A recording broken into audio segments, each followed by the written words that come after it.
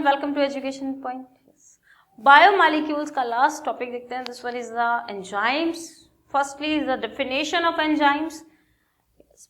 Enzyme is the biocatalyst जो कि reaction की रेट को एक्सीलरेट करेगा या इनहिबिट करेगा, विच एक्सीलरेट और inhibit the rate of reactions which are occur inside our body. ठीक है, जो हमारी बॉडी के अंदर हो रही है बच्चों, उसकी रेट को या वेलोसिटी को, रिएक्शन की वेलोसिटी को एक्सीलरेट कर दे, बढ़ा दे या कम कर दे, वो होते हैं आपके एंजाइम्स। बायोकैटालिसिस also called.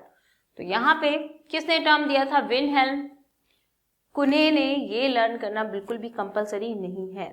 विनहेल्म कुने सिर्फ आप अपने दिमाग में रखेंगे कि ऐसे साइंटिस्ट थे, ठीक है, जिन्होंने इस टर्म को दिया था 1878 में। ये भी याद करना जरूरी नहीं है। Now is characteristics of the enzymes. Firstly, the nature कैसा है enzymes का? All enzymes are the proteinous in nature except is ribozymes. And catalyst किधर एक्ट करते हैं? Yes, catalyst क्या होता है मैं समझा दूंगी आपको बेटा। जस्ट लाइक आपने खाया है बहुत सारा स्टार्च, तो आपके माउथ में है सलाइवरी अमाइलेज। क्या होगा? स्टार्च का माल्टोज बन जाएगा, सलाइवरी अमाइलेज अलग हो गया। ऐसा तो नहीं हुआ ना माल्टोज सलाइवरी अमाइलेज बन गया, नहीं। तो ये कैटलिस्ट की तरह काम कर रहे हैं, रिएक्शन को प्रोसीड करने का काम कर रहे हैं, लेकिन प्रोडक्ट के अंदर मिक्स नहीं होते, ठीक है, याद रखना। They act as a catalyst. Enzyme catalyst की तरह एक्ट करते हैं, एक्सीलरेट और inhibit the rate of reaction, velocity of the reactions and specific for a specific reaction. जैसे कि मैंने आपको बताया बच्चों, स्टार्च को आपका रिएक्ट करने में या डाइजेस्ट करने में कौन सा एंजाइम लग रहा है? अमाइलेज, या तो pancreatic amylase, salivary amylase. Okay, अगर प्रोटीन को बात करें, प्रोटीन को डाइजेस्ट करने के लिए पैप्सिन, ठीक है। तो एक स्पेसिफिक कंपोनेंट, इसको सबस्ट्रेट कहते हैं। जैसे आपने स्टार्च खाया तो वो सबस्ट्रेट है बेटा, ठीक है। तो एक स्पेसिफिक सबस्ट्रेट को कैप्चर करने के लिए एक स्पेसिफिक एंजाइम ही आएगा। क्यों ऐसा होगा? बिकॉज उस एंजाइम का, उस मॉलिक्यूल का शेप के ऊपर डिपेंड करता है। जैसे कि आपका जस्ट लाइक स्टार्च के मॉलिक्यूल्स हैं, तो स्टार्च के मॉलिक्यूल का शेप के अंदर सलाइवरी अमाइलेज ही फिट हो सकता है, पैप्सिन फिट नहीं हो सकता। जैसे प्रोटीन के शेप के अंदर पैप्सिन ही फिट हो सकता है, सलाइवरी अमाइलेज नहीं हो सकता। ऐसे बहुत सारी रिएक्शंस है जिसमें आपका एक स्पेसिफिक एंजाइम ही काम करते हैं। क्यों? क्योंकि उनके शेप मैच करते हैं। एक्टिव साइट में फिट होना होता है हर एक एंजाइम्स को। Just like a lock and key model. Lock and key model Fisher ने दिया था, ठीक है। अब सिलेबस में नहीं है वो, बस आपको सिर्फ इंफॉर्मेशन पता होनी चाहिए। जैसे कि एक लॉक की एक स्पेसिफिक की होती है जिसके अंदर वो की जाके फिट होती है और लॉक ओपन हो जाता है।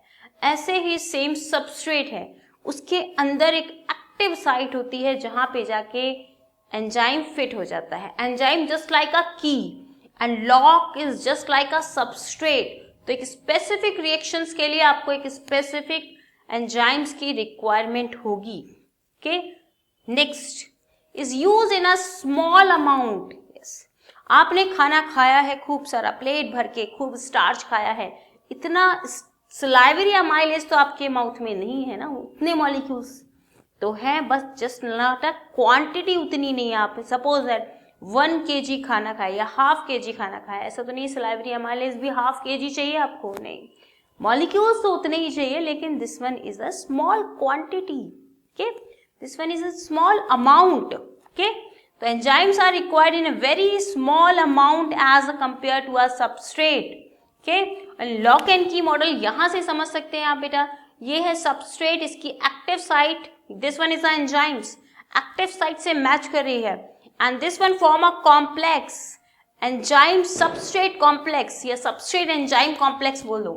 नेक्स्ट वन प्रोडक्ट बन गया आपका, ये प्रोडक्ट है बच्चों, ये प्रोडक्ट है, और एंजाइम एज इट इज अलग हो गया। प्रोडक्ट तो डिफरेंट है सबस्ट्रेट से, प्रोडक्ट तो डिफरेंट होगा सबस्ट्रेट से, but enzyme as it is अलग हो गया, प्रोडक्ट बन गया। और भी कैरेक्टरिस्टिक्स फीचर्स हम देखेंगे, कैसे कैसे एक स्पेसिफिक टेम्परेचर के लिए एंजाइम कैसे वर्क करता है, स्पेसिफिक पीएच के लिए एंजाइम कैसे वर्क करता है, कि और भी कुछ कैरेक्टरिस्टिक्स फीचर हैं। अभी आप इसका स्क्रीनशॉट ले सकते हो बच्चों। यस बच्चों, next is the specific active site, इसके बारे में हम डिस्कस कर चुके हैं कि एंजाइम के पास एक स्पेसिफिक एक्टिव साइट प्रेजेंट है जिस पे आके सबस्ट्रेट अटैच होगा, ठीक है, मैच करेंगे, फिट हो जाएंगे आपस में। तो इसीलिए एक स्पेसिफिक रिएक्शन के लिए आपको एक स्पेसिफिक एंजाइम मिलेगा, ठीक है। तो यहाँ पे सेंसिटिविटी अगर हम देखें, enzyme is very very sensitive. Temperature बढ़ने पे बिल्कुल ही डीनेचुरेट हो जाते हैं, डेड हो जाते हैं, प्रोटीन है ना, तो ये डीनेचुरेट हो जाते हैं। आगे आप फैक्टर इफेक्टिंग में देखेंगे बेटा, एंड पीएच पे भी स्पेसिफिक पीएच पे काम करते हैं, जैसे सलाइवरी अमाइलेज है आपका, ये आपके स्टमक में जाने के बाद काम नहीं करेगा क्योंकि आपके सलाइवा का पीएच है बच्चों 6.8 and this one is a very slightly acidic and your stomach pH is 1 to 2 is highly acidic. So salivary amylase stomach में जाने के बाद काम नहीं करता। ऐसे pepsin is only work in acidic medium, वो आपका स्मॉल इंटेस्टाइन में जाने के बाद काम नहीं करता। तो ऐसे एक स्पेसिफिक पीएच पे ये वर्क करते हैं, स्पेसिफिक टेम्परेचर, ठीक है, जहाँ पे ये ऑप्टिमम रेंज शो करते हैं is 25 to 35, okay, temperature 25 to 35 degree Celsius. उससे नीचे जैसे ही जाते जाएंगे एंजाइम एक्टिविटी कम होती जाएगी और उससे ऊपर जैसे ही जाते जाएंगे तो एंजाइम एक्टिविटी डिग्रेडेट होना शुरू हो जाएगी, ठीक है। ये फैक्टर इफेक्टिंग में आप पढ़ेंगे। जस्ट लाइक एग्जाम्पल, आपने खाना फ्रिज में रखा बच्चों, तो क्या हुआ, खाना प्रोटेक्टेड है, एंजाइम जो है 0 डिग्री सेल्सियस पे या 1 to 2 डिग्री सेल्सियस पे क्या हो जाते हैं, इनएक्टिव हो जाते हैं। बैक्टीरिया के एंजाइम आपने इनएक्टिव कर दिए, बस अगर लाइट चली गई तो क्या हुआ, फिर से गर्म हो गया फ्रिज और एंजाइम की एक्टिविटी बढ़ते बढ़ते एक रेंज पे पहुंच गई और खाना खराब हो गया। तो इससे बचने के लिए क्या करते हैं, जब लाइट चली जाती है तो खाने को गर्म कर लेते हैं। गर्म करने पे क्या हुआ, आपने एंजाइम्स को डीनेचुरेट ही कर दिया, बैक्टीरिया के एंजाइम्स को डीनेचुरेट कर दिया, ठीक है। तो 4-5 घंटे तक आपका 3-4 घंटे अप्रोक्सीमेट खाना प्रोटेक्टेड है, उसके बाद फिर से गर्म करना पड़ेगा 2-3 घंटे बाद या 3-4 घंटे बाद। क्यों, क्योंकि और बैक्टीरिया भी तो आ सकते हैं ना एयर से, जस्ट लाइक दैट, ओके। तो ये टेम्परेचर का इफेक्ट एंजाइम पे कैसे पड़ता है, ये फैक्टर इफेक्टिंग में देखेंगे। Now is a intracellular enzymes, कुछ एंजाइम सेल के अंदर है, इंडिविजुअल सेल के अंदर है। तो सेल वाले चैप्टर में हमने इससे पहले पढ़ा है बच्चों कि लाइसोजाइम्स के अंदर हाइड्रोलाइटिक एंजाइम्स होते हैं, जिससे कि जो वॉर्न आउट आपके ऑर्गेनेलीज हैं उनको डाइजेस्ट करता रहता है, जो भी फॉरेन पार्टिकल सेल्स में नजर आ रहे थे उसको डाइजेस्ट करता रहता है।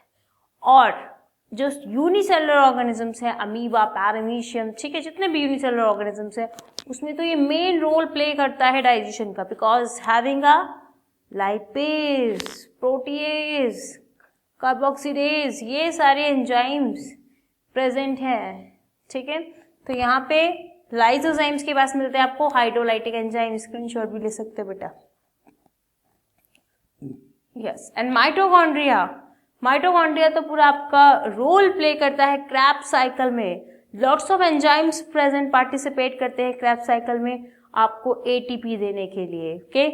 पायरुवेट के मॉलिक्यूल से आपको एटीपी प्रोड्यूस करने के लिए, प्रोवाइड करने के लिए बहुत सारे एंजाइम्स प्रेजेंट होते हैं।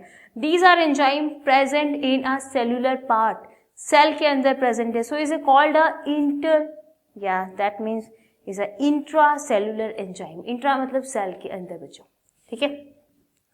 एक्स्ट्रा सेलुलर एंजाइम सेल के बाहर, जस्ट लाइक योर ट्यूब्स, ठीक है, दैट मीन्स एलिमेंट्री कैनाल, उसके अंदर आ गए हैं आपके एंजाइम्स। एलिमेंट्री कैनाल के अंदर आपका फूड है, एंजाइम भी वहीं पे आ गए हैं, तो these are called extra cellular enzymes. Cell के बाहर आएंगे ना तभी वर्क कर पाएंगे। ट्यूब्स के अंदर आपका खाना, सेल के अंदर नहीं जा रहा है खाना की डाइजेस्ट होने के लिए, समझ रहे हैं इस बात को। तो यहाँ पे एक्स्ट्रा सेलुलर एंजाइम्स बहुत सारे एग्जाम्पल है, कार्बोक्सीपेप्टाइडेज, ठीक है, lipase, salivary amylase, pancreatic amylase, pepsin, ठीक है, और बहुत सारे एंजाइम्स के यहाँ मैंने एग्जाम्पल लिखा हुआ है। जितने भी डाइजेशन में एग्जाम्पल्स है ना एंजाइम्स के, सारे ही एक्स्ट्रा सेलुलर एंजाइम्स हैं। Next is very important topic, lowering the activation energy, okay. तो कुछ 2-3 कंसेप्ट मैं आपको बता रही हूँ, वो हमेशा याद रखना आप। जब भी कोई सिंपल मॉलिक्यूल्स मिलके कभी भी कॉम्प्लेक्स मॉलिक्यूल बनता है। सिंपल मॉलिक्यूल्स मिलके एक कॉम्प्लेक्स मॉलिक्यूल प्रोड्यूस होता है। This one is called anabolic pathway, anabolic reaction. Okay, this one is produce a complex molecule, anabolic reaction. Anabolic reaction में आप देखेंगे आपको एनर्जी की रिक्वायरमेंट होती है, एनर्जी की रिक्वायरमेंट होती है प्रोडक्ट बनाने के लिए। ओके, तो ये एनर्जी ही जब ये प्रोडक्ट टूटेगा, ये कॉम्प्लेक्स मॉलिक्यूल जब ब्रेक होगा तब एनर्जी रिलीज होती है। That means is a catabolic pathway. Catabolic pathway में हमेशा एनर्जी रिलीज होगी एंड एनाबॉलिक पाथवे में हमेशा एनर्जी यूज होगी, कंज्यूम होगी। ठीक है, तो दिस टाइप ऑफ रिएक्शन। अब इस रिएक्शन को करने के लिए जब एनर्जी की जरूरत पड़ रही है, कुछ प्रोडक्ट बनाने के लिए जब एनर्जी की जरूरत पड़ रही है, तब क्या होगा, एनर्जी की जरूरत कम पड़ेगी जब इस रिएक्शन में एंजाइम इन्वॉल्व हो जाएगा। So is called activation energy. इसका मैं एक चार्ट आपको ग्राफ प्रोड्यूस कर रही हूँ। This much is very important. कैसे लर्न करना है देखेंगे, इसका स्क्रीनशॉट ले सकते हो बच्चों, इसका स्क्रीनशॉट ले लोगे, आपके नोट्स में ये बहुत इंपॉर्टेंट रोल प्ले करेगा। चलो इसको मैं हटा देती हूँ। यहां पे आप समझ सकते हो एक्टिवेशन एनर्जी का एक ग्राफ। ओके, ये आपका सबस्ट्रेट है बच्चों, ये दिस वन इज सबस्ट्रेट यहां पड़ा हुआ है, इसको प्रोडक्ट के पास जाना है। ओके, ये सबस्ट्रेट यहां है, प्रोडक्ट के पास जाना है। And this one is the rate of reaction और velocity of reaction, velocity of reaction. Okay, and called a rate of reaction. होगा क्या, यहां पे ये एनर्जी कंज्यूम करके लेके यहां पे जाएगा। प्रोडक्ट को थोड़ा पास ले आते हैं। ठीक है, ये बन गया। ओके, तो this one is a product. ठीक है, ये हो गई इसकी activation energy, maximum optimum energy जो कि इसने लगाई प्रोडक्ट बनाने के लिए। So is called a optimum और एक्टिवेशन एनर्जी। एक्टिवेशन एनर्जी बहुत ज्यादा लगेगी अगर एंजाइम्स कम है तो। एक्टिवेशन एनर्जी विदाउट एंजाइम बच्चों, यहां पे हम समझ सकते हैं विदाउट एंजाइम लिख देंगे, ब्रैकेट में लिखेंगे without enzyme. And further enzyme के साथ अगर ये चला तो इसको इतनी कम एनर्जी में ही प्रोडक्ट मिल गया। तो this one is another activation energy with enzyme. Okay, here another activation energy, energy of activation या activation energy with enzyme. Okay, तो ये हो गया आपका एक्टिवेशन एनर्जी का ग्राफ। सबस्ट्रेट एस लिख देंगे, यहाँ प्रोडक्ट पी लिख देंगे। ठीक है, तो यहाँ पे ना आई थिंक सो ये आपका energy, activation energy, activation energy. ठीक है, और यहाँ पे रेट ऑफ रिएक्शन एनर्जी। ठीक है, एंड ये विजिबल नहीं हो रहा सही से, एक्टिवेशन एनर्जी। ठीक है, ऐसे कर देंगे। Rate of reaction here, rate of reaction and velocity of reaction एक ही बात है बच्चों। ठीक है, तो अगर आपसे पूछा जाए क्वेश्चन कि एंजाइम एक्टिवेशन एनर्जी को कम करते हैं या बढ़ाते हैं, तो याद रखेंगे कम करते हैं। ठीक है, कभी भी ये मत लिखा है ना एक्टिवेशन एनर्जी को बढ़ाएंगे। एक्टिवेशन एनर्जी वो एनर्जी है जब सबस्ट्रेट को चाहिए होती है प्रोडक्ट बनाने के लिए। ठीक है, तो एंजाइम्स अगर आपकी बॉडी में है तो एक्टिवेशन एनर्जी कम लगेगी, और एंजाइम्स कम है आपकी बॉडी में तो एक्टिवेशन एनर्जी ज्यादा लगेगी। ठीक है, तो यस, तो एक्टिवेशन एनर्जी का ये graph is very much important. तो यहाँ पे आपके सारे कंप्लीट हो गए characteristics of the enzymes. Next हमें देखना है the classification of the enzymes. Now is the classification of the enzymes. 5 type के क्लासिफिकेशन बच्चों आप पढ़ेंगे इसमें। First one is oxido reductase enzyme.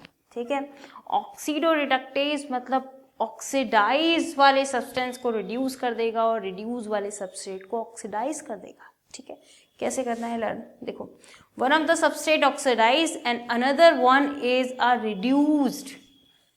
जो ऑक्सीडाइज है उसको रिड्यूस करना है, जो रिड्यूस है उसको ऑक्सीडाइज करना है। एक ये आपका सबस्ट्रेट है, एक ये सबस्ट्रेट है। सबस्ट्रेट क्या होता है? जो रॉ मटेरियल है जो हमने खाया है, ठीक है। तो सबस्ट्रेट जो रिड्यूस है बच्चों, उसको क्या कर देना है आपको, यहाँ रिएक्शन करके दिखा देती हूँ मैं आपको। दिस वन इज एस है, एक एच डैश है, तो एस वाला ऑक्सीडाइज हो जाएगा, ऑक्सीडाइज प्लस एस डैश वाला रिड्यूस हो जाएगा।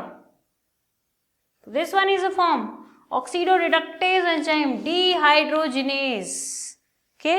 हाइड्रोजनेज यानी हाइड्रोजन को रिमूव करवाएगा ये, ठीक है। एक से हाइड्रोजन हटा दोगे तो उसका नेचर ऑक्सीडाइज हो जाएगा, ठीक है। इसका हाइड्रोजन देके इसको दे देता है। चलो next one is a transferase, कुछ ट्रांसफर करेगा। जो कोई ग्रुप किसी में प्रेजेंट होता है उसको ट्रांसफर कर देता है। जैसे कि एक एस सबस्ट्रेट है, एस डैश है, तो ये जी जो है कोई भी ग्रुप, ठीक है, ग्रुप जो कि सबस्ट्रेट के बीच में प्रेजेंट है उसको ट्रांसफर कर देगा। दिस वन पूरा ट्रांसफर कर दिया एस डैश के साथ, बस ट्रांसफरेज हो गया।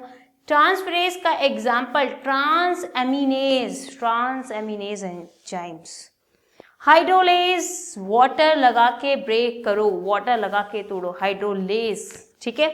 लेज कहीं पे भी वर्ड आएगा तोड़ना, ये भी रिमूव करने का काम कर रहा है, ये भी रिमूव करने का काम कर रहा है। तो हाइड्रोलेज का मतलब है वाटर लगा के तोड़ना है आपको। कैसे तोड़ोगे? Just like is example of the salivary amylase. कितना वाटर प्रेजेंट होता है सलाइवरी अमाइलेज में, ठीक है। वाटर का यूज करके बॉन्ड को ब्रेक करता है ये। जस्ट लाइक एक एग्जाम्पल ले लो, पैप्सिन। पैप्सिन भी आपका हाइड्रोलेज एंजाइम ही है। दिस वन, कोई एक दो न्यूक्लिक एसिड को, दो अमाइनो एसिड को जोड़ोगे आप, जस्ट लाइक दिस, दो अमाइनो एसिड को जोड़ के आपका क्या बन जाएगा बच्चों? This one is an H, ठीक है, NH2, ठीक है। यहाँ पे CH ले लो, यहाँ पे CH3 ले लो। Glycine, alanine, this one is alanine, this one is a glycine, ठीक है। दो अमाइनो एसिड मैंने यहाँ पे ले ली बेटा। तो इसको कैसे, आपको दो अमाइनो एसिड को कैसे अलग तोड़ेगा पैप्सिन? तोड़ने के लिए हमें यहाँ पे क्या चाहिए बेटा? यहाँ पे चाहिए हमें हेयर चाहिए, यहाँ चाहिए हमें OH, ठीक है। और यहाँ पे क्या चाहिए? H, यानी वाटर की बात कर रहे हैं। यहाँ पे हमें OH चाहिए, यहाँ पे H चाहिए, ठीक है। This like OH and H, यहाँ पे O नहीं आएगा, हियर O, ठीक है। यहाँ OH चाहिए, यहाँ पे H चाहिए।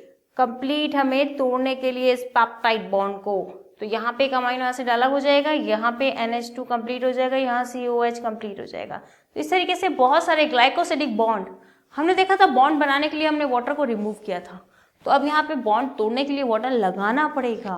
तो यहाँ लगाने के लिए क्या काम कर रहे हैं? हाइड्रोलेज, ठीक है। तो ऐसे याद रखेंगे। लाइएज, हर एक बॉन्ड को बनाने के लिए हमने वाटर बाहर निकाला था, तो यहाँ लगा के बॉन्ड में वाटर लगा के आप दो कंपाउंड को अलग कर सकते हो। जैसे जोड़ा था, अब लगा के अलग करोगे। अब यहाँ पे क्या है? लाइएज, लाइएज क्या करेगा? ठीक है, एक लाइगेज भी होता है, उसको भी लिख दूंगी मैं आगे, उसको यहाँ पे डिस्क्रिप्शन नहीं लिखा है, ठीक है। तो लाइएज ये भी तोड़ने का काम करता है, लेकिन ये ग्रुप को, ऊपर जो ग्रुप लगे होते हैं उनको तोड़ता है। Removal of a group from the substrate, substrate के ऊपर जितने भी ग्रुप लगे उनको तोड़ के अलग, उनको उठा के ले जाके अलग कंपाउंड बना देगा और सबस्ट्रेट के बीच में डबल बॉन्ड छोड़कर जाएगा। And leave a double bond, याद रखेंगे, this one is very important. Lyase catalyze the reaction by the removal of the groups from the substrate and leave a double bond। तो देखोगे यहाँ पे CH3 ऊपर XY कोई भी ग्रुप लगा हुआ है, उस ग्रुप को ले जाके अलग कंपाउंड बना दिया और इन दोनों के बीच में डबल बॉन्ड हो गया। ओके, आइसोमेरेज, आइसोमेरेज क्या करते हैं? ऑप्टिकल आइसोमर्स में कन्वर्जन कर लेते हैं, जैसे कि ग्लूकोज से आपका फ्रक्टोज का बन जाना।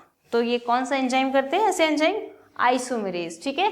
कन्वर्जन करते हैं, optical conversion, optically conversion. Like example लिखेंगे, conversion of a glucose to fructose, glucose से फ्रक्टोज में कन्वर्ट करने का काम किसका है? आइसोमेरेज। एक एंजाइम लाइगेज भी है, लाइगेज जोड़ने का काम करता है, बाद में आएगा, सबसे लास्ट में लिखना है लाइगेज।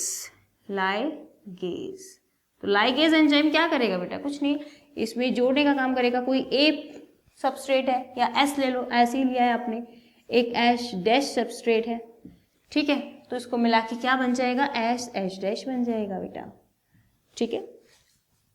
तो ये जोड़ने का काम करेगा, ए प्लस बी ले लो तो ए बी बन जाएगा। इस टाइप से लाइगेज एंजाइम क्या करेगा, is join the two substrate, is join two substrate. अभी तक हमने तोड़ने वाले देखे थे ना, कन्वर्जन करने वाले देखे थे, ये जोड़ने वाला है, ज्वाइन द टू सबस्ट्रेट, ठीक है, is called a ligase enzyme. तो ये 6 क्लासिफिकेशन आपको याद रखने हैं, this which is very important. Next class में हम देखेंगे बच्चों is factor affecting of enzymes, enzyme inhibitor, ठीक है, एंड एपो एंजाइम्स क्या है, होलो एंजाइम्स क्या है, को फैक्टर्स क्या है, ओके, दिस मच।